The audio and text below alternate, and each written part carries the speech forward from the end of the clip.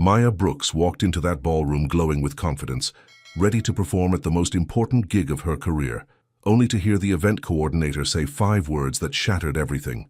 Black women don't fit the image. What he didn't know? She was standing right there, listening to every single word. The man who dismissed her was Ethan Walsh, the polished hotel heir who thought he could build his family's legacy on appearances alone. But Maya wasn't about to disappear quietly into the background. Not this time, not ever again. What happened next would force Ethan to make an impossible choice: his mother's approval or Maya's dignity, his carefully crafted image or the truth burning in his chest. Before you find out if he chose right, subscribe and tell me in the comments, have you ever been judged before someone even knew your name? Because what Maya did next will leave you speechless. The morning sun poured through the tall ballroom windows of the Walsh Harbour Hotel, casting warm stripes across the polished marble floor. Ethan Walsh stood at the center of the room, clipboard in hand, watching his staff arrange chairs in perfectly straight rows. Everything had to be perfect. This wasn't just another event. This was his parents' 40th wedding anniversary celebration, and his mother had made it clear. This needed to be flawless. "The centerpieces go on every third table," Ethan called out to a young woman carrying a box of crystal vases. "And remember, classic, elegant, refined." He loved that word. Refined. It meant something in his family. It meant the Walsh name, the hotel's reputation, the image they'd built over 3 generations. His mother, Vivian Walsh, had practically trademarked the phrase, "We represent something here." Ethan adjusted his tie and glanced at his watch. The freelance performers were supposed to arrive any minute for the final briefing. He'd hired a string quartet, a pianist, and a vocalist, all carefully selected to match the tone of the evening. Everything had been arranged weeks ago, down to the last detail. Noah Rivera, the hotel's banquet manager and Ethan's closest friend, walked up beside him holding a coffee cup in each hand. He offered one to Ethan. "You look tense," Noah said with a slight grin. "It's just a party." "It's not just a party," Ethan replied, taking the cup. "It's my parents' anniversary. My mom has been planning this for months. If anything goes wrong—" "Nothing's going to go wrong," Noah interrupted. "We've done this 100 times. Relax." Ethan wanted to relax, but the truth was this event felt like a test. His father had been hinting about stepping back from day-to-day operations, and Ethan knew what that meant. He was being evaluated. Could he handle the family business? Could he maintain the standards? Could he protect the Walsh image? A hotel coordinator named Melissa approached them, holding a tablet. "Mr. Walsh, the string quartet just arrived. They're setting up near the west wall." "Good," Ethan said. "What about the vocalist?" Melissa checked her screen. "She should be here any minute. Maya Brooks. Aunt Lorna recommended her. Said she's performed at several events in the area." Ethan nodded. Aunt Lorna was one of the hotel's longtime event planners, someone his mother trusted. If she vouched for this singer, that was enough. The staff continued moving around the ballroom, adjusting lights and testing sound equipment. Ethan walked toward the small stage area where the musicians would perform. He pictured the evening in his mind. Soft lighting, elegant guests, his parents dancing to a romantic song, everyone dressed in their finest. It would be beautiful, timeless. The kind of night people remembered. Noah followed him, sipping his coffee. "So what's the theme again? Classic elegance, timeless sophistication?" "Both," Ethan said. "We're going for a refined, classic image. Everything needs to feel cohesive." He turned to Melissa, who was still nearby. "Make sure the photographers know we want clean, elegant shots, nothing too busy. We're aiming for a very specific look here." Melissa nodded and made a note on her tablet. Ethan continued, almost talking to himself now. "We want this to feel like an old-world celebration. Tasteful, sophisticated. You know," he paused, searching for the right words, "black women don't really fit what we're presenting." The words came out casually, thoughtlessly. He wasn't trying to be cruel. He was just thinking out loud, imagining the color palette, the visual tone, the overall aesthetic his mother had described. In his mind, he was talking about matching fabrics and coordinated themes, not people. But the room went quiet. Ethan didn't notice at first. He was still looking at his clipboard, reviewing the schedule. Noah, however, had frozen mid-sip, his eyes widening. "Ethan," Noah said quietly. "What?" Ethan glanced up. Noah nodded toward the ballroom entrance. Ethan turned. Standing in the wide doorway, bathed in sunlight, was a woman he'd never seen before. She wore dark jeans, a simple white blouse, and sneakers. Her hair was pulled back in a low ponytail, and she carried a leather folder in one hand and a black keyboard bag slung over her shoulder. Her skin was a rich, warm brown, glowing in the morning light, and she was staring directly at him. For a moment, Ethan couldn't move. She was beautiful, not in the polished, distant way of the models in his mother's interior design magazines, but in a way that felt alive, real. She had soft eyes, full lips, and a calm presence that seemed to fill the entire doorway. But those eyes weren't soft right now. They were sharp, focused, and clearly hurt. Ethan's stomach dropped. "Oh no," he whispered. The woman stepped into the ballroom, her sneakers silent on the marble floor. The staff members nearby stopped what they were doing, watching. A few exchanged uncomfortable glances. She walked straight toward Ethan, her expression calm but unreadable. When she was a few feet away, she stopped and set down her keyboard bag carefully. Then she looked up at him. "Hi," she said, her voice steady. "I'm Maya Brooks. The black woman you just said doesn't fit." Ethan felt his face go hot. His mouth opened, but no words came out. Noah stepped forward quickly, trying to salvage the moment. "Maya, welcome. We're so glad you're here." But Maya didn't look at Noah. She kept her eyes on Ethan. "I'm sorry," Ethan stammered. "I didn't mean—" "You didn't mean what?" Maya asked quietly. "That I don't fit your image, because that's what I heard." Ethan's mind was racing. He wanted to explain. He wanted to tell her he'd been talking about themes and colors and visual cohesion, not about her. But the words sounded hollow even in his own head, because the truth was, he had been talking about people. He'd been talking about what he thought looked right, and he'd been wrong. He stopped, swallowed, tried again. "I was talking about the overall aesthetic, the color palette. I didn't know you were—" "Black," Maya finished for him. The word hung in the air like smoke. Melissa shifted uncomfortably. A staff member near the stage pretended to check a microphone cable. Noah looked like he wanted to disappear. Maya picked up her keyboard bag again and adjusted the strap on her shoulder. For a moment, Ethan thought she was going to turn around and leave, and he couldn't blame her. But instead, she took a breath and looked around the ballroom. Her gaze swept across the chandeliers, the tables, the stage, the tall windows. Then she looked back at Ethan. "I need to know if I still have a job," she said simply. "Because if you don't want me here, I'll leave right now, but if I stay, I'm not going to be treated like I'm invisible. I'm not going to be pushed into a corner or hidden in the background. I've done that before and I won't do it again." Her voice was calm, but there was steel underneath it. Ethan realized with a strange mixture of shame and admiration that she wasn't angry. She was just clear. She knew her worth, and she wasn't going to let anyone diminish it. "Can we talk?" Ethan asked quietly. "Somewhere private?" Maya studied him for a moment, then nodded. Noah cleared his throat. "Conference room 2 is open." "Thank you," Maya said, her voice softer now. Ethan led the way out of the ballroom, his heart pounding. Behind him, he could feel the eyes of every staff member watching. He'd just insulted the performer his family needed for their biggest event of the year. And worse, he'd hurt someone who didn't deserve it. The walk down the hallway felt like the longest walk of his life. The conference room was small and quiet, with a polished table and 6 chairs. Sunlight streamed through the window, casting soft shadows on the beige walls. Ethan held the door open, and Maya walked in first, setting her bag and folder on the table. Noah followed, closing the door gently behind them. For a moment, no one spoke. Ethan stood near the window, his hands in his pockets, trying to find the right words. Maya sat down in one of the chairs, her posture straight but not rigid. Noah leaned against the wall, arms crossed, watching Ethan with a look that clearly said, "Fix this." "Maya," Ethan began, "I need to apologize. What I said, it was wrong, I wasn't thinking." Maya didn't respond right away. She just looked at him, waiting. "I was trying to talk about the event's visual theme," Ethan continued. "My mother has very specific ideas about how things should look, and I got caught up in that. But I see now how it sounded, and I'm sorry." Maya tilted her head slightly. "You were talking about how things should look," she repeated, "and you said black women don't fit that look." Ethan winced. "I didn't mean it that way, but that's what you said." "I know." He exhaled slowly. "I know, and I was wrong." Maya leaned back in her chair, studying him. "Do you know why that hurts?" she asked. "It's not just the words. It's that I've heard versions of that my whole career. You're talented, but you don't fit the image. We love your voice, but we're going for something more classic. I've been the backup singer who gets cropped out of photos. I've been the performer who's told to stand in the back. I've been hired and then hidden."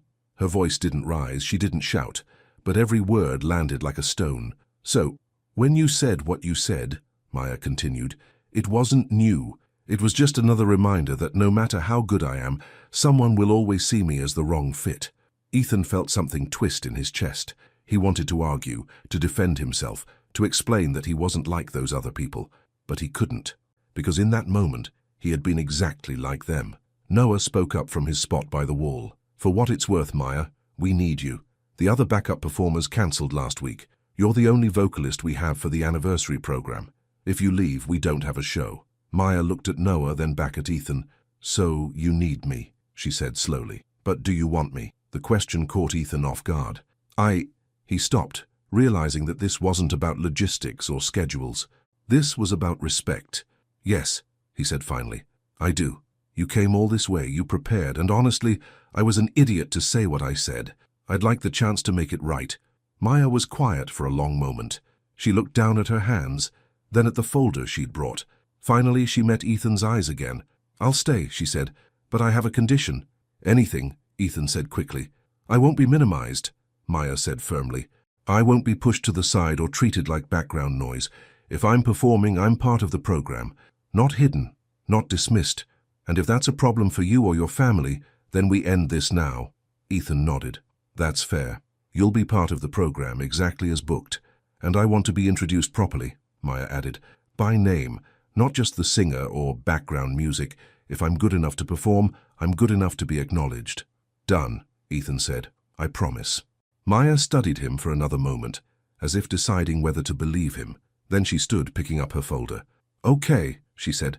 Then let's get to work. Noah grinned. That's what I like to hear. As they walked back toward the ballroom, Ethan felt a strange mix of relief and unease. He'd convinced her to stay, but he knew that words were easy, actions were harder, and Maya had made it clear. She was watching. The afternoon sun had shifted by the time Maya set up for her sound check. The ballroom was quieter now, with only a few staff members adjusting lights and moving tables. The audio technician, a friendly older man named Carl, helped her position her portable keyboard on the small stage near the center of the room. Let me know when you're ready, Carl said, adjusting a microphone stand. Thanks, Maya said, plugging in her equipment. She glanced around the ballroom. It really was beautiful. High ceilings, elegant chandeliers, tall windows overlooking the harbor. She could imagine what it would look like filled with guests in evening clothes, soft lighting, the hum of conversation. It was the kind of venue she dreamed of performing in when she first started singing. But dreams had a way of getting complicated. From across the room, Ethan stood near the entrance, pretending to review something on his phone. In reality, he was watching her. He told himself it was just to make sure the setup went smoothly, but that wasn't entirely true. There was something about her, something that had caught him off guard the moment she walked into the ballroom. It wasn't just that she was beautiful, though she was. It was the way she carried herself, calm, confident, unbothered by his opinion, yet unwilling to accept disrespect. She didn't need his approval, and that, strangely, made him want to earn it. Noah appeared beside him, holding a clipboard. You're staring. I'm not staring, Ethan said quickly. I'm observing. Sure. Noah smirked. Observing the woman you insulted an hour ago, Ethan sighed. I already apologized. Words are cheap, Noah said. Let's see if you actually mean it. Before Ethan could respond, Carl gave Maya a thumbs up from the sound booth. Whenever you're ready. Maya adjusted the microphone, took a breath, and began to play. The first notes were soft, a simple, soulful melody that filled the ballroom like sunlight.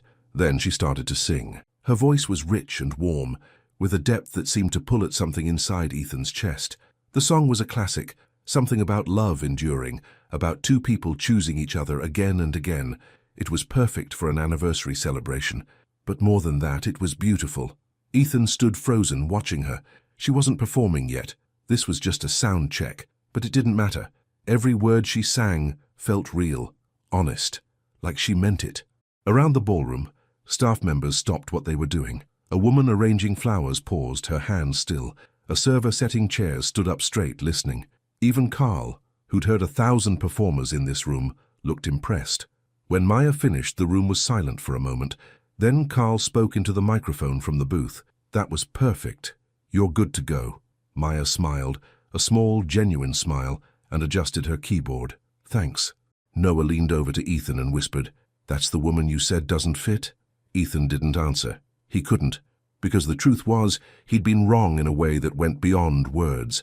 This wasn't about matching a theme or fitting an image. This was about talent, heart, presence. And Maya had all three. He realized with a sinking feeling that his comment hadn't just been thoughtless, it had been foolish. Because now, standing here listening to her sing, he couldn't imagine this event without her. The ballroom door opened, and Ethan's stomach tightened. His mother, Vivian Walsh, walked in. She was elegant as always, pressed slacks, a soft cream blouse, pearl earrings. Her silver hair was styled perfectly, and she carried herself with the kind of quiet authority that came from decades of running events like this. She glanced around the ballroom, inspecting the decorations with a practiced eye. "Ethan," she called, walking toward him. "How's everything progressing?" Ethan forced a smile. "Good, right on schedule." Vivian's gaze swept across the room, taking in the tables, the flowers, the lighting. Then her eyes landed on the stage, where Maya was packing up her keyboard. "Who's that?" Vivian asked. Ethan's throat tightened. "That's Maya Brooks, the vocalist." Vivian studied Maya for a moment, her expression unreadable. Then she turned back to Ethan. "She's setting up in the center." "Yes," Ethan said carefully. "She's performing several pieces throughout the evening." Vivian nodded slowly, but Ethan could see the slight crease in her forehead, the one that appeared whenever something didn't match her mental picture. "Well," Vivian said, "as long as everything flows together. We want the evening to feel cohesive." There was that word again, cohesive. Ethan had used it 100 times himself, but now hearing it from his mother it felt different, heavier. "It will," Ethan said, "I promise." Vivian gave him a small smile. "I trust you." She glanced at the stage again, then walked toward the floral arrangements near the windows, already moving on to the next detail. Ethan exhaled slowly. Across the room, Maya had noticed the exchange. She didn't say anything, but Ethan saw the way her shoulders had tensed, the way she'd focused a little too intently on coiling a cable. She'd seen Vivian looking at her, and she'd heard the word cohesive. Noah nudged Ethan. "You okay?" "Yeah," Ethan lied. But he wasn't, because he realized, with a sharp clarity, that this wasn't over. His mother had expectations. His family had an image to protect. And Maya, brilliant, talented, dignified Maya, was about to walk into the middle of it all. And Ethan had no idea how to make this right. The late afternoon sun cast long shadows across the hotel's side hallway as Maya leaned against the wall, phone pressed to her ear. She'd stepped away from the ballroom after the sound check, needing a moment to breathe, and to talk to the one person who always understood. "Aunt Lorna," Maya said quietly, "I don't know if I should stay." On the other end of the line, her aunt's voice was firm. "What happened?" Maya explained. The comment, the confrontation, the awkward apology. She kept her voice low, aware that hotel staff might pass by at any moment. "He said I don't fit the image," Maya finished. "Right to someone's face, like I wasn't even supposed to be there." There was a long pause. Then Aunt Lorna spoke, her tone protective but measured. "And what did he say after?" "He apologized," Maya admitted. "But Lorna, I've heard apologies before. That doesn't mean anything changes." "No, it doesn't," Aunt Lorna agreed. "But you're there now, and you need the money. So here's what you do. You stay professional. You perform. And if they disrespect you again, you walk. But don't walk before you've given them a chance to do right." Maya closed her eyes. "What if this is just another gig where I'm the background singer nobody remembers?" "Then you make them remember," Aunt Lorna said simply.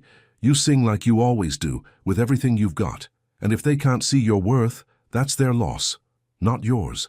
Maya smiled despite herself. "When did you get so wise?" "I've been wise," Aunt Lorna said with a laugh. "You just don't listen." They talked for a few more minutes about the hotel, the upcoming performance, Maya's plans for the rest of the week. By the time Maya hung up, she felt a little steadier, a little more sure. She turned to head back to the ballroom and nearly ran into Ethan. He was standing a few feet away, clearly having just rounded the corner. His expression was guilty, like he'd been caught somewhere he wasn't supposed to be. "Sorry," he said quickly. "I didn't mean to eavesdrop." Maya's stomach sank. "How much did you hear?" "Not much," Ethan said. "Just enough to know you're thinking about leaving." Maya crossed her arms. "I'm not leaving. I already said I'd stay." "I know," Ethan said, "but I also know I haven't earned your trust yet."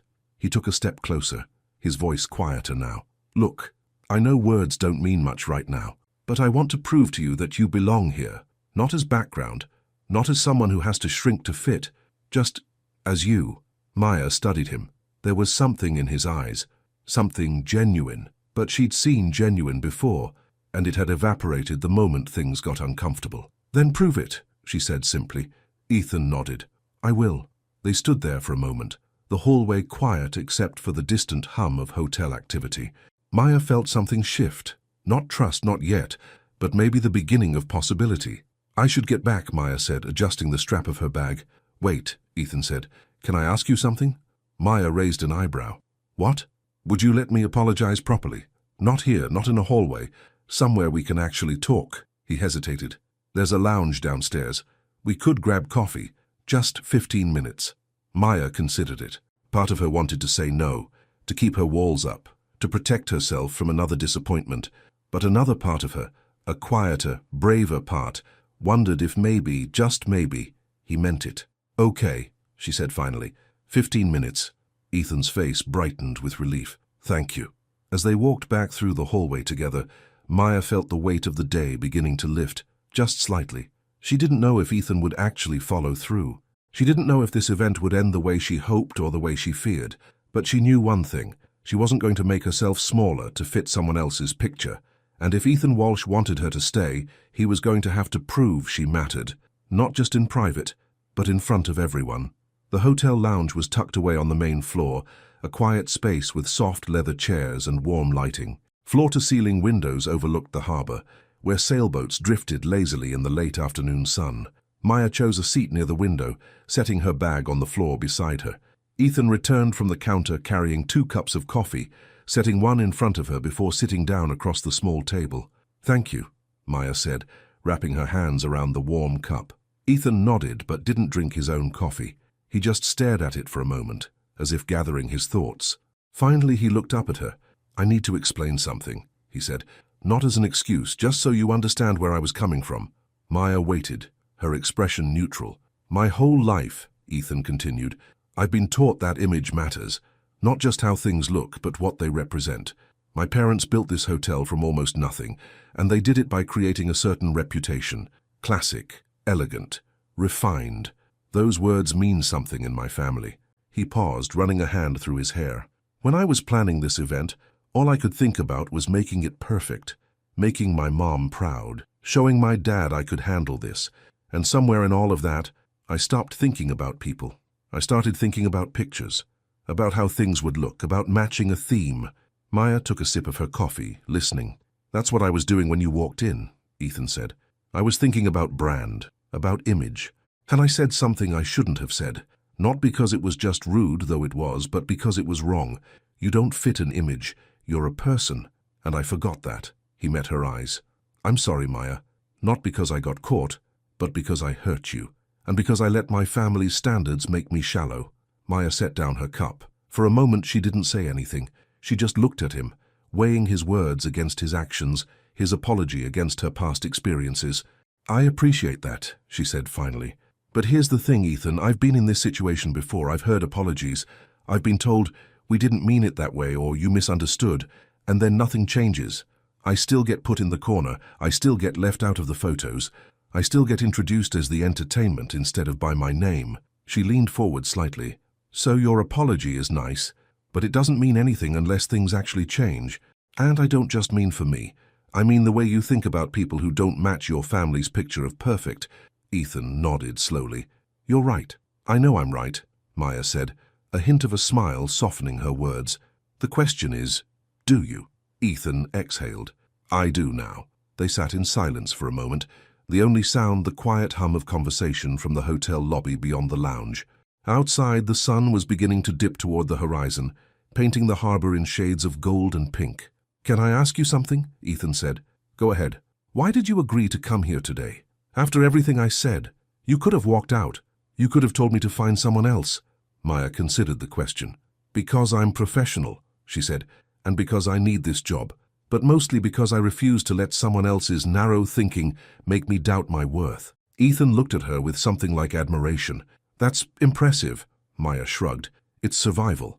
No, Ethan said. It's strength. Maya felt something warm flicker in her chest, but she pushed it down. She wasn't here to be charmed. She was here to be respected.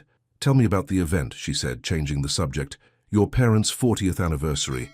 That's a big deal. Ethan's face softened. It is. They got married young. My mom was 22, my dad was 24. Everyone told them it wouldn't last. But they built this hotel together, raised me and my sister, stuck it out through hard times. That's beautiful, Maya said, and she meant it. It is, Ethan agreed. My dad always says the secret is choosing each other every day, not just once, every single day. Maya smiled. Sounds like they really love each other. They do. Ethan paused. That's why this event matters so much. I want it to reflect what they built, not just the hotel, but the life, the partnership. Then maybe, Maya said gently, you should focus less on what it looks like and more on what it feels like. Ethan blinked, as if the thought had never occurred to him. What do you mean? I mean, picture perfect is nice, Maya said, but people don't remember events because they were flawless. They remember them because they felt something. Joy, connection, love. She gestured toward the windows. Your parents didn't build this hotel by matching a color palette. They built it by working together, so maybe that's the image you should be aiming for. Ethan stared at her, and for the first time since they'd sat down, he smiled, a real, genuine smile that reached his eyes. You're right, he said quietly. Again. Maya laughed, surprising herself. I usually am. They talked for a while longer, about music, about the hotel, about Maya's background as a music teacher and part-time performer. Ethan listened more than he spoke, which Maya appreciated. He asked questions that seemed genuine, not just polite, and slowly, carefully, the tension between them began to ease. When they finally stood to leave, Ethan walked with her back toward the ballroom. At the entrance, he stopped and turned to her. Tomorrow, he said, we'll go over the program, and I promise you'll be introduced properly. By name, front and center. Maya looked at him, searching his face for any hint of doubt or hesitation. She didn't find any. Okay, she said. I'll hold you to that. Please do, Ethan said. As Maya walked back toward the staff entrance to collect the rest of her equipment, she felt something she hadn't expected to feel today. Hope. Maybe this event wouldn't be like the others. Maybe Ethan really would do what he promised, or maybe she was setting herself up for disappointment again. Either way, she'd find out soon enough. The next morning, Maya arrived at the hotel earlier than her scheduled call time. She'd spent the evening at home going over her set list, making sure every song was polished, every transition smooth. If she was going to perform at this event, she was going to do it right. She wore dark slacks and a fitted blouse today, trading yesterday's casual clothes for something more professional.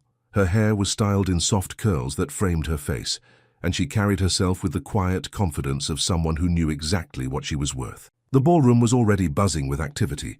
Staff members moved efficiently across the floor, arranging tables and testing lighting. The florist had arrived with additional centerpieces, and someone was adjusting the height of the chandeliers to create the perfect ambiance. Ethan stood near the stage talking to Noah.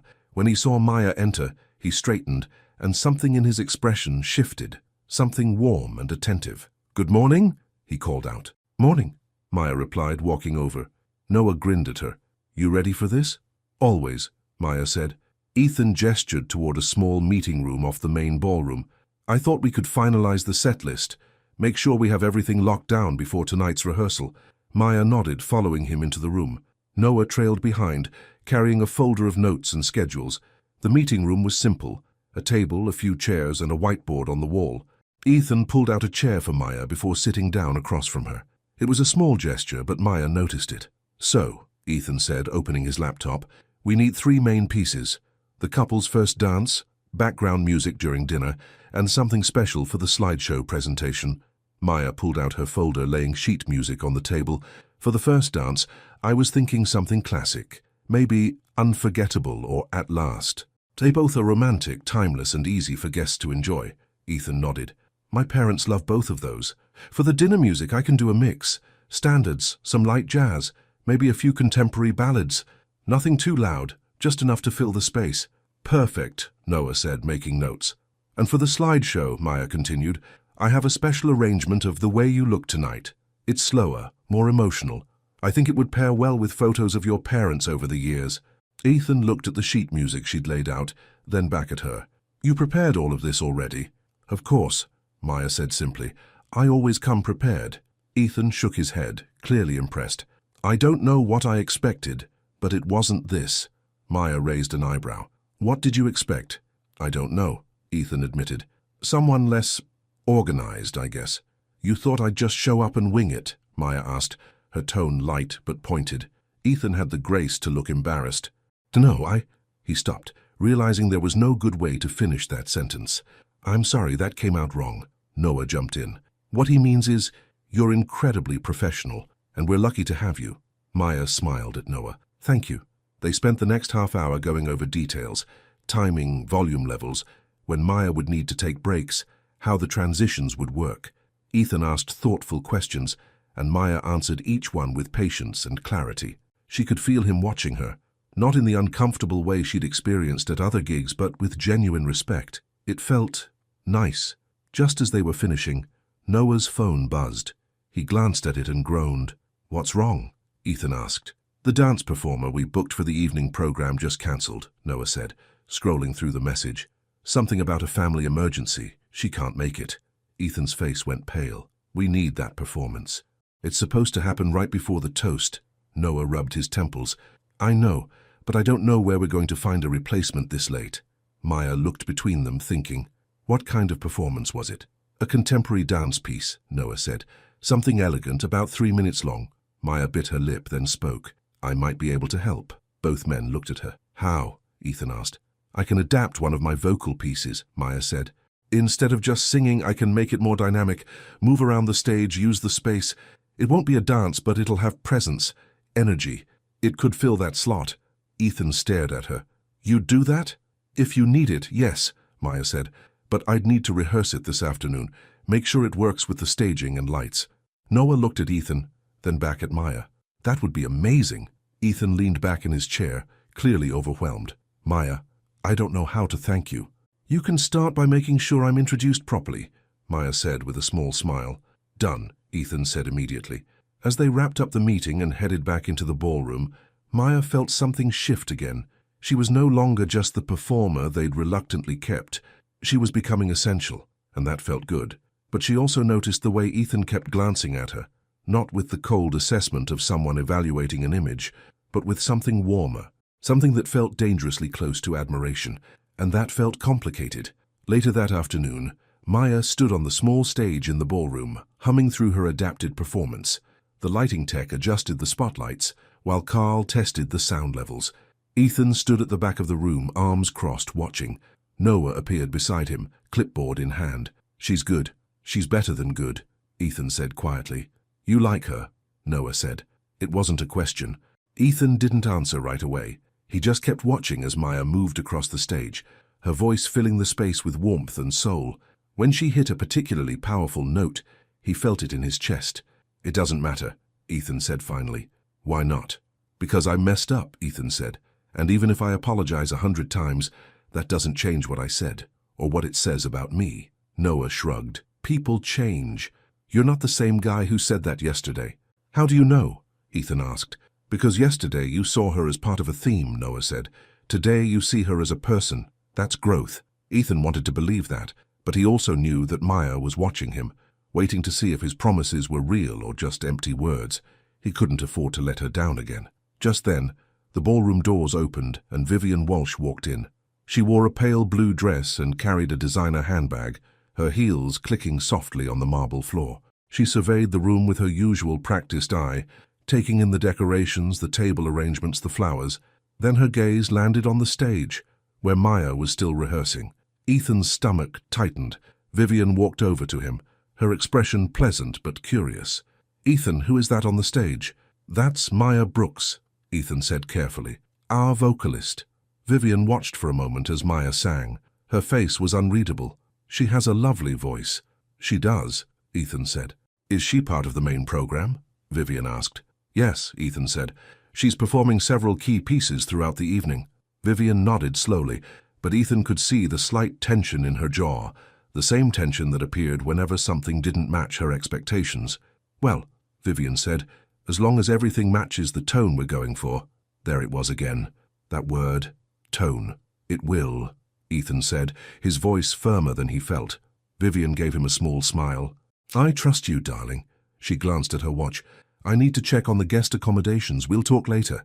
As she walked away, Ethan let out a breath he didn't realize he'd been holding. Noah leaned in. "That went better than expected." "Did it?" Ethan asked. "She didn't say anything negative." "She didn't say anything positive either," Ethan pointed out. On the stage, Maya had finished her rehearsal. She was talking to Carl about microphone placement, laughing at something he said. She looked relaxed, confident, completely unaware of the tension brewing in the background. Ethan realized with a sinking feeling that he was caught between two worlds, his mother's expectations on one side, Maya's dignity on the other, and he was going to have to choose. That evening, after the day's rehearsals had ended, Maya sat in the ballroom by herself. The lights were dimmed, and the room was quiet except for the soft hum of the hotel's ventilation system. She'd sent Ethan and Noah home, telling them she wanted to practice one more time before tomorrow's full dress rehearsal, but the truth was, she needed to think. She pulled out her phone and called Talia, her closest friend and fellow music teacher. "Hey girl," Talia answered. "How's the fancy hotel gig?" Maya laughed. "It's complicated." "Complicated how?" Maya told her everything. The comment, the apology, the awkward moments with Ethan's mother, the way Ethan kept looking at her with something that felt dangerously close to interest. "Wait," Talia said. "So this guy insults you, apologizes, and now he's acting like he likes you." "I don't know if he likes me," Maya said quickly, "but he's definitely different. Not like other clients." "Different how?" Maya hesitated. "He listens.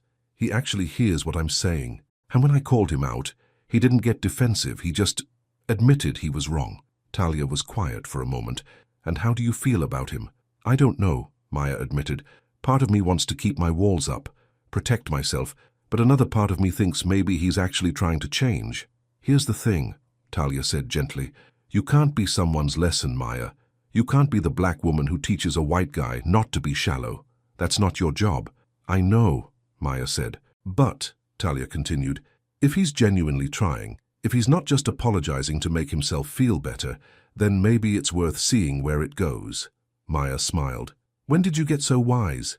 "I've always been wise," Talia said, echoing Aunt Lorna's words from the day before.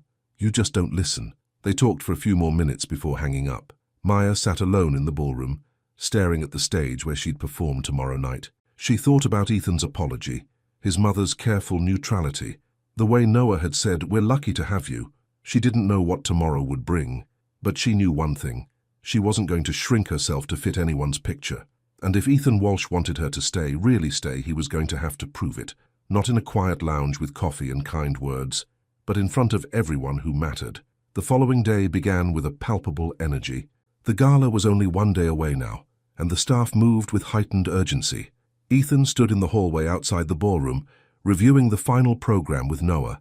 Everything had to be perfect. "The florist is coming at 9, Noah said, checking his list. "Photographer at 10, DJ for the after-party at noon." "And Maya?" Ethan asked. "She's supposed to be here at 10 for the final rehearsal," Noah said. He glanced at Ethan. "You nervous?" "About the event?" "No," Ethan said. "About everything else, yes." Noah grinned. "Everything else meaning Maya?" "Everything else meaning making sure I don't mess this up again," Ethan corrected. "Same thing," Noah said. Before Ethan could respond, the ballroom doors opened and Maya walked in. She wore jeans and a fitted sweater today, her hair pulled back in a simple bun. She looked tired but determined. "Morning," she said, setting down her bag. "Morning," Ethan replied, trying not to stare. They moved into the ballroom together, where the stage had been fully set up. The lighting was perfect, soft and warm, highlighting the performance area without overwhelming it. The sound system had been tested and retested. Everything was ready. "Let's do a full run-through," Ethan said. "Pretend it's tomorrow night." Maya nodded, stepping onto the stage. She positioned herself at the microphone, took a breath, and began. Her voice filled the room, powerful and clear. She moved through her set list flawlessly, each song transitioning smoothly into the next, each note perfectly controlled. When she finished, the room was silent for a moment. Then Ethan started clapping. Noah joined in, followed by the handful of staff members who'd stopped to watch. Maya smiled, a genuine, radiant smile that made Ethan's heart skip. "That was incredible," Ethan said, walking toward the stage. "Thank you," Maya said, stepping down. "Seriously," Ethan continued, "if tomorrow's performance is even half as good as that, this event will be unforgettable." Maya looked at him, and for the first time, he saw something soften in her expression. Not quite trust, but maybe the beginning of it. "I hope so," she said quietly. Just then Noah's phone buzzed. He glanced at it and frowned. The florist brought the wrong shade of roses. "Vivian wants them replaced immediately." Ethan groaned. "Of course she does." "I'll handle it," Noah said, already heading for the door. That left Ethan and Maya alone in the ballroom. The silence between them wasn't uncomfortable, but it was heavy with unspoken things. "Can I ask you something?" Maya said. "Sure." "Why does this event matter so much to you?" she asked. "I mean, I get that it's your parents' anniversary, but it feels like there's more to it." Ethan hesitated, then decided to be honest. "Because I'm trying to prove something," he said. "To my parents. To myself. That I can handle the family business. That I can maintain the standards they set." "And what happens if you don't?" Maya asked gently. "Then I'm just the son who couldn't live up to the Walsh name," Ethan said. "The one who let things slip." Maya studied him for a moment. "You know that's not true, right? You're not just your family's name. You're a person, and you're allowed to make mistakes." "Even ones like I made?" Ethan asked. Maya thought about it. "Especially ones like you made, because those are the ones that teach you something." Ethan looked at her, and for the first time in days, he felt something other than shame. He felt seen. "Thank you," he said quietly. "For what?" "For not giving up on me," Ethan said. "You could have walked away, but you didn't." Maya smiled. "I'm still here, aren't I?" "You are," Ethan said. "And I'm going to make sure everyone knows how lucky we are to have you." Maya held his gaze for a moment, then nodded. "Good." As they walked out of the ballroom together, Ethan felt the weight of tomorrow settling on his shoulders. The gala would be beautiful. The music would be perfect. His parents would be happy. But more than that, he had a chance to do something right. To honor Maya. To prove that he'd learned something. To show that people mattered more than pictures. He just hoped he was brave enough to follow through. The afternoon sun streamed through the windows of the small meeting room as Ethan and Maya worked on finalizing the last details. They'd been at it for nearly an hour, going over cues and timing, making sure every transition was smooth. The gala was less than 24 hours away now, and the pressure was building. Maya was explaining her idea for the slideshow song when Vivian's voice echoed from the hallway. "Ethan, are you in here?" Ethan's shoulders tensed immediately. Maya noticed but said nothing. "In here, Mom," Ethan called out. Vivian appeared in the doorway, elegant as always in a tailored pantsuit. Her eyes swept the room, landing briefly on Maya before settling on her son. "I need to discuss the seating arrangements," Vivian said. "Several guests have requested table changes." "Of course," Ethan said, standing. "Maya, can you excuse me for a moment?" Maya nodded, gathering her sheet music. "I'll wait in the ballroom." As she left, she felt Vivian's eyes on her back, assessing, measuring, comparing. It was a feeling Maya knew well. She'd been looked at that way her whole life. In the hallway she paused, not quite out of earshot. "Ethan," Vivian said, her voice carrying through the open door. "I need to know that everything is under control.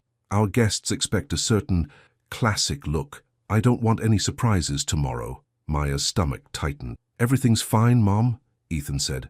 His voice sounded strained. "The program is locked. The music is—" "I'm not worried about the music," Vivian interrupted gently. "I'm sure the performers will do their jobs. I just want to make sure the overall presentation is cohesive, that everything feels appropriate." There was a pause. "Mum, what are you really asking?" Ethan said. "I'm asking if you've thought about the optics," Vivian said carefully. "The photographs, the way the evening will look. Our guests are traditional people, Ethan. They have expectations." Maya's breath caught. She knew she should walk away, but her feet wouldn't move. "The vocalist is very talented, I'm sure," Vivian continued, "but perhaps she could perform from a less prominent position, something off to the side. We could adjust the staging." "No," Ethan said. The word came out firm, but then his voice softened. "I mean, she's already rehearsed. It's too late to change things now. And honestly, Mum, she's background music. The guests will barely notice her." The words hit Maya like a physical blow. Background music. She'd heard him say it, clear as day, not to his mother's face in defiance, but in agreement, in submission to the very expectations he'd promised to stand against. Maya felt something inside her shut down, something that had been cautiously, carefully opening over the past 2 days. She turned and walked down the hallway, her footsteps silent on the carpeted floor. She didn't run, she didn't cry. She just moved with quiet, dignified purpose toward the staff garden at the back of the hotel. Inside the meeting room, Ethan didn't even realize what he'd said. He was too focused on trying to manage his mother's concerns without starting an argument the day before the biggest event of the year. "All right," Vivian said, satisfied, "as long as you have everything handled." "I do," Ethan promised. "Good." Vivian kissed his cheek. "Your father and I are so proud of you, darling." After she left, Ethan stood alone in the meeting room, exhaling slowly. He'd managed to avoid conflict. He'd kept his mother happy. Everything was fine, wasn't it? 20 minutes later, Ethan returned to the ballroom, expecting to find Maya warming up or reviewing her music. Instead, the room was empty, except for a few staff members adjusting tablecloths. "Where's Maya?" he asked Carl, who was coiling cables near the stage. "Haven't seen her," Carl said. "She left about 20 minutes ago." Ethan frowned. That wasn't like her. She was nothing if not professional. He pulled out his phone and sent her a text. "Where did you go? We still need to finalize a few things." No response. He tried calling. It went straight to voicemail. A cold feeling settled in Ethan's stomach. Something was wrong. Noah appeared at his elbow. "You okay? You look stressed." "Maya's gone," Ethan said, "and she's not answering her phone." Noah's expression shifted. "Gone where?" "I don't know." Ethan ran a hand through his hair. "We were supposed to keep working, but she just disappeared." "Did something happen?" Noah asked carefully. Ethan replayed the last hour in his mind. The meeting, his mother's arrival, Maya leaving to give them privacy. Then, "Oh no, the hallway," Ethan said quietly. "I was talking to my mum in the meeting room. Maya was in the hallway. She might have—" "What did you say?" Noah asked, his voice sharp. Ethan closed his eyes. "My mum was worried about optics, about how things would look, and I—" He stopped, the memory flooding back with horrifying clarity. "I told her Maya was background music." Noah stared at him. "You said what?" "I was trying to avoid an argument," Ethan said quickly. "I was trying to keep my mom calm before the event. I didn't mean it the way it sounded." "Ethan," Noah's voice was hard. "After everything you promised her? After everything you said about respect and dignity, you called her background music." "I know," Ethan said, his voice breaking slightly. "I know. I messed up again." "You didn't just mess up," Noah said. "You proved her right. She told you she didn't want to be minimized, and the first time your mum questioned her presence, you minimized her." Ethan felt sick. "I need to find her." "Try the garden," Noah suggested. "I've seen her go out there before." Ethan practically ran through the hotel, his heart pounding. He pushed through the back door into the staff garden, a small, quiet space with benches and flowering bushes where employees took their breaks. And there she was. Maya sat on a wooden bench in the corner, her phone in her hand, her expression distant. She wasn't crying. She wasn't even angry. She just looked done. "Maya," Ethan said, approaching slowly. She looked up at him, and the emptiness in her eyes was worse than any anger would have been. "I heard you," she said simply. Ethan's throat tightened. "I'm sorry." "Background music," Maya said, her voice steady. "That's what you called me. To your mother.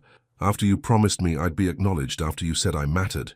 "I was just trying to—" "I know what you were trying to do," Maya interrupted gently. "You were trying to keep her happy. You were trying to avoid conflict. You were choosing her comfort over my dignity. That's not—" Ethan stopped because it was exactly what he'd done. Maya stood, picking up her bag from beside the bench. "I told you from the beginning. I won't be minimized. I won't be background. I've been through this too many times, and I promised myself I wouldn't do it again." "Please," Ethan said, "don't leave. I'll fix this." "How?" Maya asked. "By apologizing again? By promising things you don't actually mean?" "Ethan, the problem isn't what you say when you're talking to me. The problem is what you say when I'm not in the room. That's when your real beliefs come out." The words cut deeper than anything else she could have said. "I'll talk to my mother," Ethan said desperately. "I'll tell her—" "Tell her what?" Maya asked. "That you were wrong? That I'm not just background? Because you had the chance to say that 20 minutes ago and you didn't." Ethan felt something crumbling inside him. She was right. He'd had the chance to stand up for her, to honor his promises, to be brave, and he'd chosen the easy path instead. "I'm still going to perform tomorrow," Maya said, her voice quiet but firm. "Because I'm a professional, because I need the money, and because I don't break my commitments even when other people break theirs." She walked past him toward the door. "But after the gala," she continued, stopping but not turning around, "I'm done. No more hotel gigs. No more contact. You can keep your apologies and your promises. I don't need them anymore." "Maya, please." You don't get to call me necessary in private and background in public, Maya said, finally turning to face him. Her eyes were bright with unshed tears, but her voice was steady. You don't get to treat me like I matter when it's convenient and like I'm invisible when it's not. I deserve better than that. You do, Ethan said, his own voice breaking. You deserve so much better.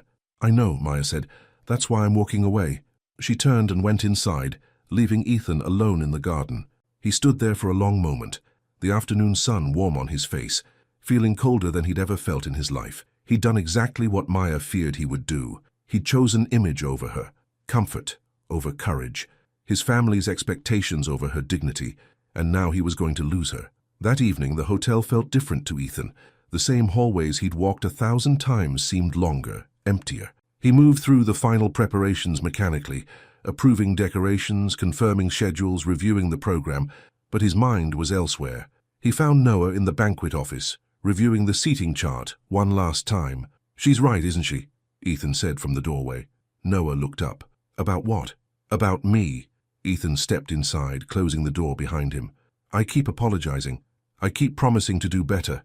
But when it actually matters, when there's a cost to doing the right thing, I choose the easy way out. Noah set down his pen. So what are you going to do about it? I don't know, Ethan admitted. She's still going to perform, but after that she's gone and I don't blame her. Do you want her to be gone? Noah asked. Ethan looked at his friend, surprised by the question. No, of course not. Then stop apologizing in private, Noah said. Stop trying to fix things in quiet conversations where nobody else can hear. If you really want to make this right, if you really want to show her that you mean what you say, then you need to fix it out there. He pointed toward the ballroom. Tomorrow night, Noah continued, in front of your parents, your mother's friends, all those traditional guests who care about image and optics, that's where you need to make your choice. Not here. Not in some garden or hallway where it's safe. Out there where it costs you something. Ethan stared at him. My mother will be upset, Noah finished. Probably, but Maya's already upset. Your mother might get over it. Maya won't. Not unless you prove to her that she matters more than your mother's approval. Ethan sank into a chair. What if I lose them both? Then you'll know where you stand, Noah said gently. But right now, you're losing Maya anyway, and you're losing yourself too. They sat in silence for a moment. Through the window, Ethan could see the sun setting over the harbor, painting the sky in shades of orange and pink. Tomorrow would be the gala, the event he'd planned for months, the night that was supposed to prove he could handle the family legacy. But what did that legacy mean if it required him to diminish someone as talented and dignified as Maya? I need to make a change to the program, Ethan said suddenly. Noah raised an eyebrow. What kind of change? I need you to add a speech slot, Ethan said, right before the first musical set, before Maya performs. A speech about what? Ethan met Noah's eyes. About doing the right thing, even when it's hard. Noah studied him for a moment, then nodded slowly. Okay, I'll add it. Don't tell anyone, Ethan said. Not my parents, not my mother, nobody. You sure about this? Noah asked. No, Ethan admitted, but I'm doing it anyway. After Noah left, Ethan sat alone in the darkening office. He thought about Maya's words in the garden, about dignity, about being seen, about the difference between private promises and public actions. He thought about his parents, who'd built this hotel on trust and partnership, who'd chosen each other every day for 40 years, and he thought about the man he wanted to be versus the man he'd been showing Maya he was. Tomorrow, in front of everyone who mattered, he would make a choice. He just hoped he was brave enough to make the right one. Maya sat in her small apartment that night, staring at the dress hanging on her closet door. It was beautiful, a deep emerald green that made her skin glow, fitted perfectly, elegant, without being ostentatious. She'd bought it specifically for this gig, imagining the moment she'd step onto that stage in front of hundreds of guests. Now it just looked like a costume for a role she didn't want to play anymore. Her phone buzzed. A text from Aunt Lorna. How are you feeling about tomorrow? Maya typed back. I'm doing it. Then I'm done. The response came quickly. What happened? Maya called her instead of texting. When Lorna answered, Maya told her everything.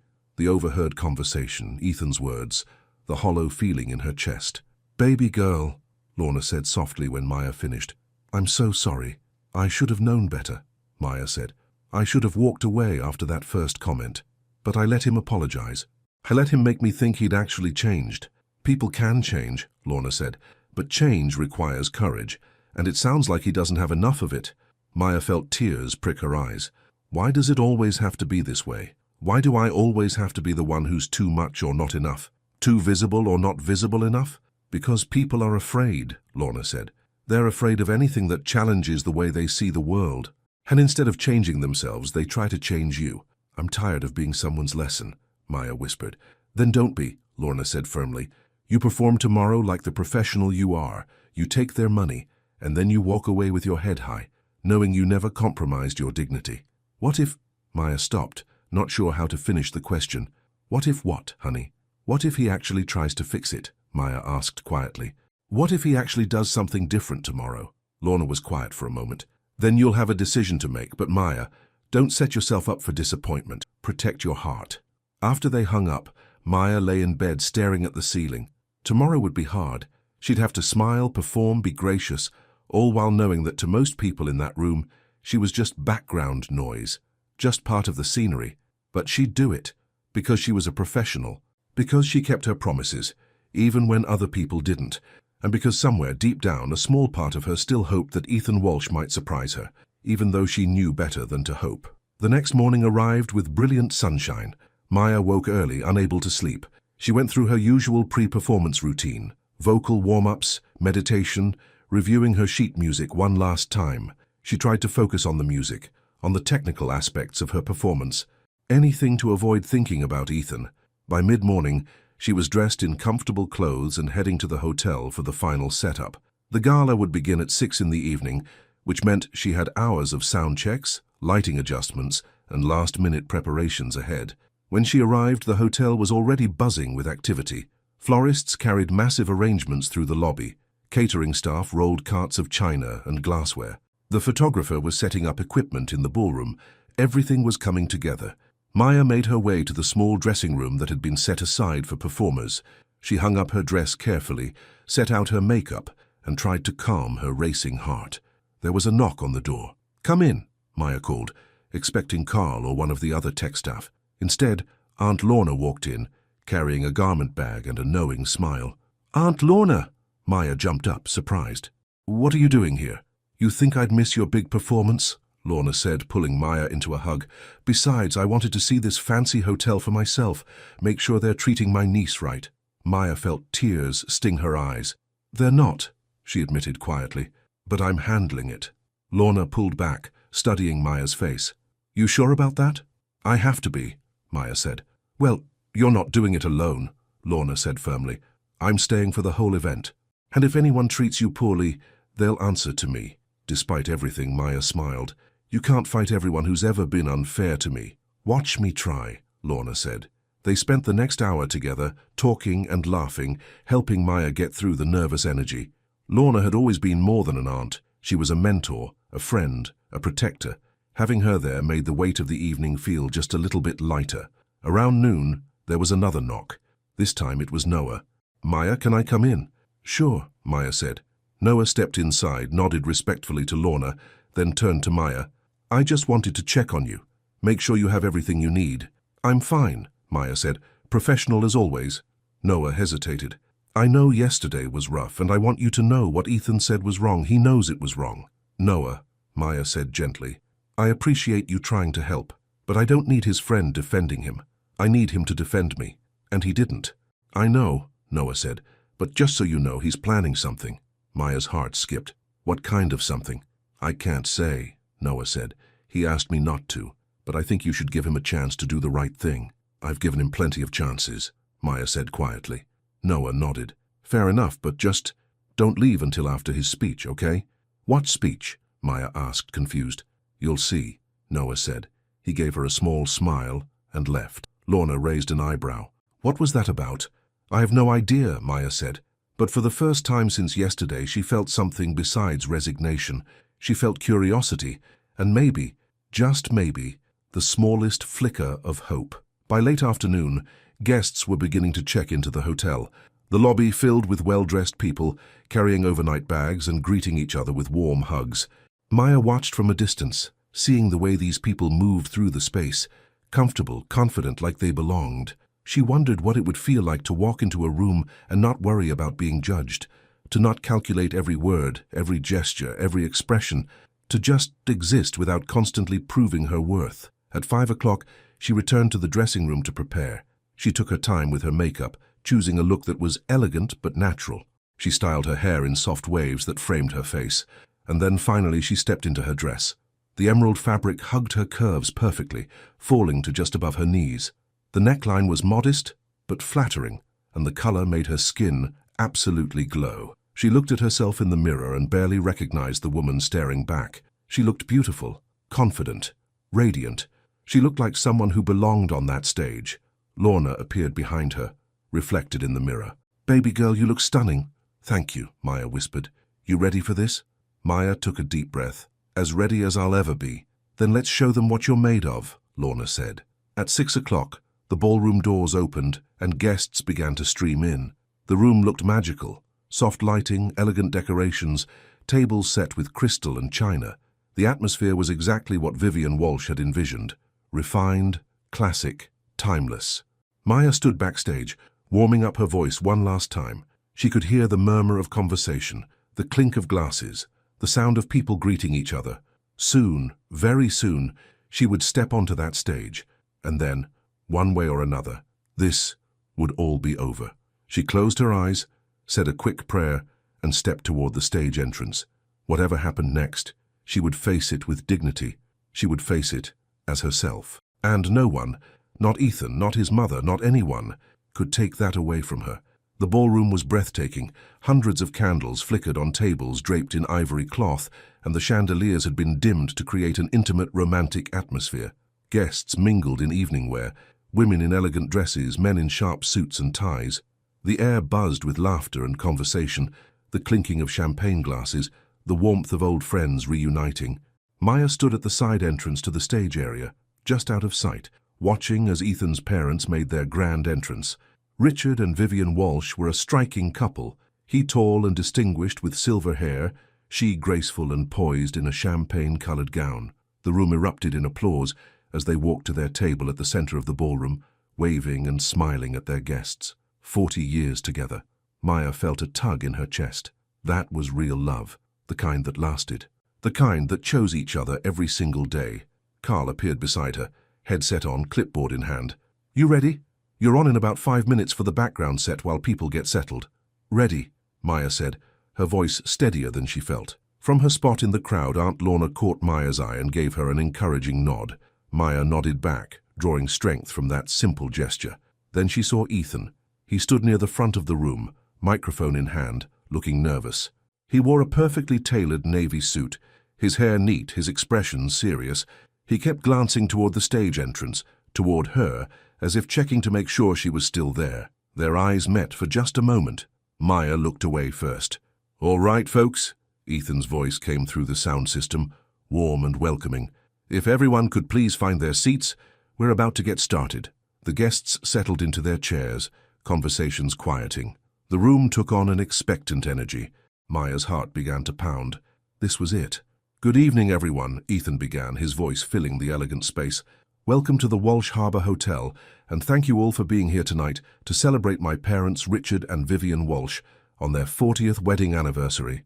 Applause rippled through the room. Richard and Vivian stood, waving graciously, clearly moved by the turnout. 40 years is an incredible milestone, Ethan continued. It's a testament to love, commitment, and choosing each other through good times and hard times. My parents built this hotel together, raised a family together, and showed me what it means to create something lasting. He paused, and Maya noticed his hands tighten slightly on the microphone. "Before we begin the evening's program," Ethan said, his tone shifting, becoming more personal, more vulnerable, "I need to say something, and I need to say it publicly." The room went quiet. Even the servers stopped moving. Maya's breath caught. Ethan took a step forward, no longer reading from notes. He was speaking from his heart. "My whole life, I've been taught that image matters," he said slowly. "That reputation is everything. That how things look is just as important as how things are. And for the most part, I believed that. I thought that maintaining a certain standard, a certain appearance, was what it meant to honor our family name." Vivian shifted in her seat, her expression uncertain. Richard watched his son with quiet attention. "But this week," Ethan continued, his voice growing stronger. "I learned something that I should have known all along. I learned it from someone who has more grace and dignity than I've shown in a long time." He turned toward the stage entrance, toward where Maya stood hidden in the shadows. "At the beginning of this week, when we were preparing for tonight, I said something I deeply regret. I was talking about the event's image, and I made a comment, a thoughtless, hurtful comment, about who would fit that image and who wouldn't." Maya's heart was racing now. She could feel every eye in the room starting to follow Ethan's gaze toward the stage area. "I said," Ethan's voice was clear, unwavering, "that black women don't fit what we were presenting." Gasps rippled through the crowd. Vivian's hand went to her mouth. Several guests exchanged shocked glances. "And the person I said it in front of," Ethan continued, "was Maya Brooks, the incredibly talented vocalist you're about to hear tonight. The woman I'd hired to bring heart and soul to this celebration. I said those words, and she heard them, and I will regret that moment for the rest of my life." Maya felt tears spring to her eyes. She pressed a hand to her chest, overwhelmed. "I apologized," Ethan said, "multiple times, in private. But Maya taught me something crucial. Apologies in private don't mean much when the harm was public, and worse, when I had the chance to stand up for her, to honor the promises I'd made, I failed. I called her background music, to avoid an uncomfortable conversation. I chose comfort over courage. I chose image over integrity." He looked directly at his mother now. "Mom, I love you. Dad, I love you. I respect everything you've built, but I won't honor your legacy by dishonoring someone else. And I won't let fear of judgment keep me from doing what's right." Ethan turned back to the crowd, his voice ringing clear. "What makes tonight beautiful isn't the decorations or the lighting or how perfectly everything matches. What makes tonight beautiful is the heart in it, the love, the people who brought their gifts and talents to make this celebration possible, and no one has brought more heart, more talent, or more grace to this event than Maya Brooks." He gestured toward the stage. "Maya, would you please come out here?" For a moment Maya couldn't move. She stood frozen, tears streaming down her face, her whole body trembling. This was real. This was happening. Ethan was actually doing it. Carl gently touched her arm. "You're on," he whispered, smiling. Maya took a shaky breath, wiped her eyes carefully so as not to smudge her makeup, and stepped onto the stage. The moment she appeared, the entire room seemed to inhale. The emerald dress caught the light, making her glow like she'd been lit from within. Her natural beauty, her presence, her dignified bearing, everything about her commanded attention. The room erupted in applause. Maya walked to the center of the small stage, stunned, overwhelmed, barely able to process what was happening. Ethan was still at his microphone, looking at her with something that went beyond admiration or guilt. He was looking at her with respect, with honor, with love. "This is Maya Brooks," Ethan said to the room, his eyes never leaving hers. "Not background music, not part of the decor. A brilliant performer who has elevated this entire event with her talent and professionalism. And I want everyone here to know, we are incredibly fortunate that she chose to stay after how poorly I treated her." More applause. Some guests stood. Aunt Lorna was openly crying, beaming with pride. Even Vivian, after a moment of shock, began to clap. Slowly at first, then more genuinely as she watched her son take responsibility for his mistake in front of everyone who mattered. Ethan crossed to the stage, climbing the 2 steps to stand beside Maya. He spoke quietly now, just to her, though the microphone still picked up his words. "I'm sorry," he said simply, "for all of it. You were right. I needed to say this here, in front of everyone. You deserved that from the beginning." Maya looked at him, seeing past the polished exterior to the man underneath, the one who was scared and imperfect but trying. Really trying. "Thank you," she whispered. Ethan smiled, genuine and warm, then turned back to the crowd. "Maya has prepared something special for my parents tonight, something that captures what 40 years of choosing each other looks like. Ladies and gentlemen, Maya Brooks." He stepped back, giving her the stage. The applause continued as Ethan returned to his seat. Maya stood alone in the spotlight, her hands shaking slightly, her heart so full she thought it might burst. She looked out at the sea of faces, some curious, some moved, some still processing what had just happened. She saw Aunt Lorna crying and smiling.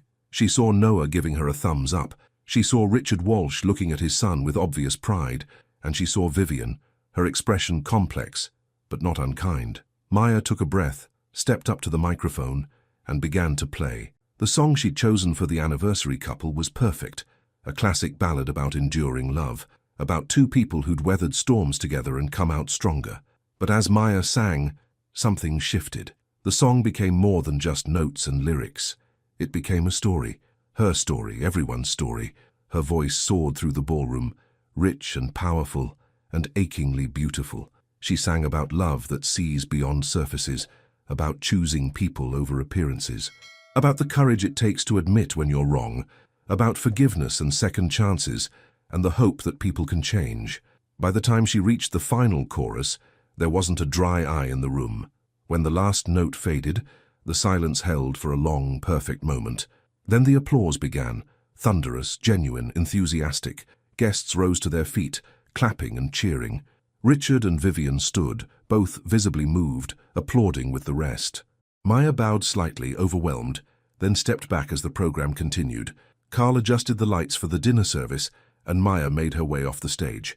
The moment she was out of sight, her legs nearly gave out. She leaned against the wall, breathing hard, trying to process everything that had just happened. That was incredible. She looked up. Ethan stood a few feet away, having followed her backstage. "You did it," Maya said, her voice shaky. "You actually did it." "I should have done it days ago," Ethan said. "I should have done it the moment you walked into that ballroom and heard what I said." Maya straightened, wiping at her eyes again. "Why now? Why tonight?" "Because someone told me that apologies are meaningless if they don't cost you something," Ethan said. "And because you were right. I was choosing image over integrity, my mother's comfort over your dignity, and I couldn't let that be who I am." "What did your mother say?" Maya asked. "I don't know yet," Ethan admitted. "But honestly, whatever she says, it was worth it, because you deserved that. You deserved to be honored publicly, the same way I hurt you publicly." Maya studied him for a long moment.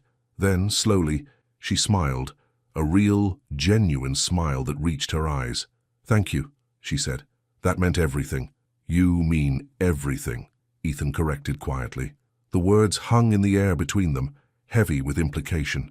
Before Maya could respond, Aunt Lorna appeared, pulling Maya into a fierce hug. "Baby girl, I'm so proud of you," Lorna said, squeezing tight. "And you," she pointed at Ethan. "You did good." "Finally," Ethan laughed, surprised. "Thank you, I think." "Don't mess it up again," Lorna warned, only half joking. "I won't," Ethan promised.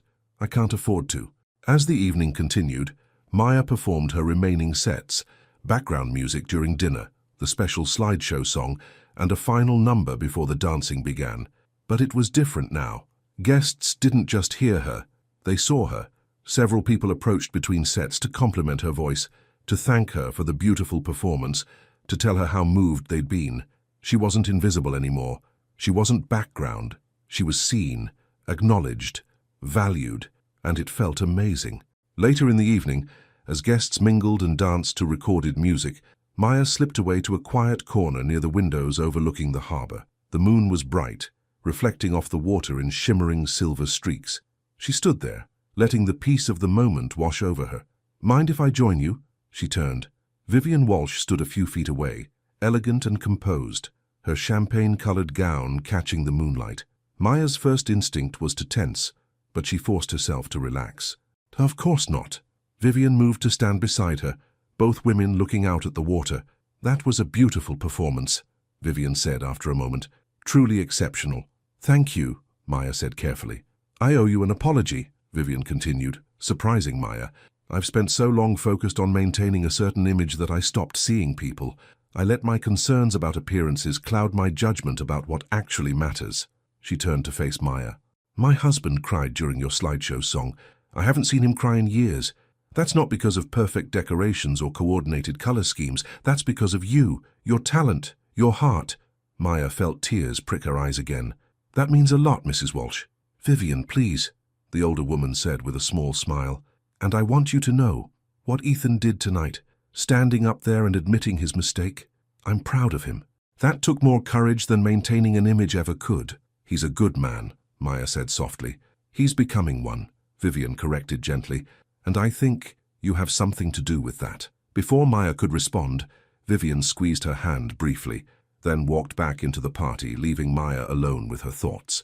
A few minutes later, Another presence joined her by the windows. This time, it was Ethan. "Hiding?" he asked, his tone light.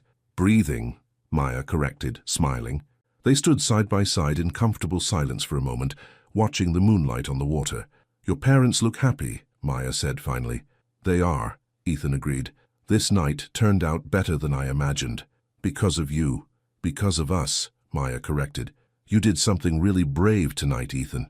"I did what I should have done from the beginning," he said. He turned to face her. "Maya, I know I hurt you. I know I broke your trust. But I want you to know, I meant every word I said up there. You're not background anything. You're extraordinary." Maya felt her heart skip. "Ethan, I'm not asking for anything," he said quickly. "I'm not trying to make you feel obligated or uncomfortable. I just wanted you to know." Maya looked at him, really looked at him. She saw the vulnerability in his eyes, the sincerity in his expression, the way he was holding himself back, giving her space to decide what came next. "I was ready to walk away," she said quietly. "After what you said to your mother, I was done. I was going to perform tonight and never look back." "I don't blame you," Ethan said. "But then you did something I didn't expect," Maya continued. "You chose me, publicly, in front of everyone who mattered to you. You risked your mother's approval, your guests' opinions, your family's image, all of it. For me, you're worth it," Ethan said simply. Maya felt something warm bloom in her chest, something that felt like trust beginning to take root again. "I don't forgive easily," she warned, "and I won't be someone's lesson or redemption arc. If we do this, whatever this is, it has to be real." "It is real," Ethan said. "I promise you, Maya, it's real." "Then I'm willing to try," Maya said, a smile breaking across her face. "But you're taking me on a proper date. Not at this hotel, somewhere normal. Somewhere you can prove you see me as a person, not a performer." Ethan's face lit up. "I can do that. Coffee, dinner, a walk on the beach?" "All of the above," Maya said, laughing. "But you're doing the planning. I want to see what you come up with when you're not trying to maintain an image." "Deal," Ethan said, grinning. They stood there by the windows, the party continuing behind them, the ocean stretching out endlessly before them. It felt like a beginning. Not perfect, not without complications, but real, honest, built on a foundation of truth and choice. "Dance with me," Ethan said suddenly, offering his hand. "Here," Maya asked. "The dance floor is inside." "I don't care about the dance floor," Ethan said. "I want to dance with you right here, right now, just us." Maya took his hand, letting him pull her close. There was no music out here, just the sound of waves and distant laughter from the ballroom. But they swayed together anyway, moving to a rhythm only they could hear. "Thank you," Ethan whispered against her hair. "For what?" "For staying," he said. "For giving me a chance to do better. For being exactly who you are and not apologizing for it." Maya pulled back slightly to look up at him. "Thank you for seeing me, for really seeing me." "I always will," Ethan promised. "From now on, I always will." They danced until the song in their heads ended, then walked back inside together, not hiding, not separate, but side by side. When they re-entered the ballroom, several guests smiled at them knowingly. Aunt Lorna gave Maya a very obvious wink. Noah raised his glass in a subtle toast, and Richard Walsh, dancing with his wife of 40 years, caught his son's eye and nodded approvingly. The rest of the evening passed in a warm blur. Maya performed her final set, bringing the energy up for the dancing portion of the night. Guests complimented her repeatedly, some even asking for her contact information for future events. She was no longer invisible. She was celebrated. When the last song ended and the guests began to trickle out, Maya finally allowed herself to relax. She returned to the dressing room to change out of her gown, carefully hanging it up and switching into her comfortable clothes. She emerged to find Ethan waiting in the hallway, 2 cups of coffee in hand. "Thought you might need this," he said, offering one. "You thought right," Maya said, accepting it gratefully. They walked through the now quiet hotel together, past staff members breaking down decorations and clearing tables. The event was over, the celebration complete. Everything had gone better than anyone could have hoped. "So," Ethan said as they reached the lobby, "I meant what I said about taking you out. Are you free this weekend?" "I might be," Maya said, smiling. "What did you have in mind?" "There's a cafe I know," Ethan said. "Small place, nothing fancy, great coffee and even better conversation. I thought we could just talk, get to know each other outside of all this." Maya nodded. "I'd like that." "And Maya?" Ethan added. "I want to keep booking you for hotel events, but on your terms. Proper billing, center stage, introduced by name, whatever you want." This could be a real partnership. Maya felt warmth spread through her chest. "I'll think about it," she said, "but I'm definitely interested." As they walked toward the exit, Aunt Lorna appeared one more time. "I'm heading out," she told Maya, "but I just wanted to say, I'm so proud of you, baby. The way you carried yourself tonight, the way you sang, the way you held onto your dignity through everything. That's strength." "I learned from the best," Maya said, hugging her aunt tight. Lorna pulled back and looked at Ethan. "You take care of my niece, you hear me?" "Yes, ma'am," Ethan said seriously. "I will." "Good," Lorna said. She kissed Maya's cheek and headed for the door, leaving them alone again. Ethan walked Maya to her car, carrying her keyboard bag and equipment like it was the most natural thing in the world. When they reached her vehicle, he loaded everything carefully into the trunk. "Thank you," Maya said, "for everything tonight." "Thank you," Ethan countered, "for staying, for performing, for giving me a chance to make things right." They stood there in the parking lot, the hotel lit up behind them, the ocean breeze cool and salt-sweet. "I'll call you tomorrow," Ethan asked, "to set up that coffee date." "I'll be waiting," Maya said. Ethan smiled, a real unguarded smile that made him look younger, lighter, free. "Good night, Maya." "Good night, Ethan." She got in her car and drove away, watching him in her rearview mirror until she turned the corner, and he disappeared from view. As she drove through the quiet streets toward home, Maya thought about everything that had happened. The hurt, the disappointment, the moment when she'd almost walked away, and then the moment when Ethan had chosen her publicly, risking everything that mattered to him to honor her dignity. That was real. That was courage. That was love beginning to show itself. She didn't know what the future held. She didn't know if this thing between her and Ethan would work out, but she knew one thing with absolute certainty. She would never again settle for being background music in her own life. She was the star of her story, always had been, always would be, and anyone who wanted to be part of that story would have to see her, honor her, and choose her, publicly and privately, consistently and courageously. Nothing less would do. And finally, she'd met someone who understood that. The next afternoon, Maya returned to the hotel to pick up the last of her equipment. The ballroom was empty now, stripped of its decorations, back to its usual elegant simplicity. But something about it felt different, warmer maybe, like the space held the memory of what had happened there. She found Ethan in the lobby, sitting at one of the small cafe tables with his laptop open and 2 cups of coffee waiting. "You remembered my order," Maya said, surprised. "Of course I did," Ethan said, standing. "Caramel latte, extra foam." Maya smiled, sitting down across from him. "So, what are you working on?" Ethan turned his laptop to show her. On the screen was a draft of the hotel's social media post, a beautiful photo of Maya mid-performance, the stage lights catching the green of her dress, her face radiant as she sang. The caption read, "Last night's anniversary celebration was made unforgettable by the incredible Maya Brooks. Her talent, grace, and heart brought something truly special to our event. We're honored to have worked with her." "You're featuring me?" Maya asked, surprised. "Front and center," Ethan confirmed, "if that's okay with you." Maya looked at the photo, at her own image centered and celebrated, and felt something settle in her chest. This was what respect looked like. This was what it meant to be seen. "It's more than okay," she said softly. They spent the next hour talking, not about the gala, not about work, but about themselves, their childhoods, their dreams, their favorite music, their worst habits. Ethan told her about growing up in the hotel, about the pressure of family expectations. Maya told him about teaching music, about the students who reminded her why she loved performing. It was easy, natural, real. When Maya finally stood to leave, Ethan walked her to her car again. "So," he said, leaning against her vehicle, "Saturday? That cafe I mentioned?"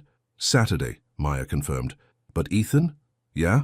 "If you ever introduce me as background anything again," Maya said, her tone light but serious, "I will walk away and never look back." "Understood," Ethan said, meeting her eyes. "You have my word. You'll never be background anything. Not to me. Not to anyone. Not ever again." Maya believed him. She could see it in his eyes, hear it in his voice. He'd learned something real. He'd changed something fundamental. "Then I'll see you Saturday," she said. As she drove away, she glanced in her rearview mirror one more time.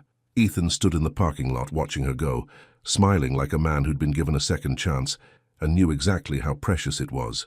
Maya smiled too, turning her music up and rolling down the windows, letting the ocean breeze fill her car. She'd walked into that hotel expecting to be dismissed, minimized, made invisible, Instead, she'd been seen, honored, celebrated, and she'd found something she hadn't been looking for. Someone willing to change, to grow, to choose her over comfort. That was worth hoping for, worth trying for, worth opening her heart for. As the coastal highway stretched out before her, sunlight sparkling on the ocean waves, Maya sang softly to herself, not performing, not proving anything, just singing for the joy of it. She was exactly where she was supposed to be, living her truth, holding her boundaries, shining her light, and refusing to be anyone's background music ever again. The end.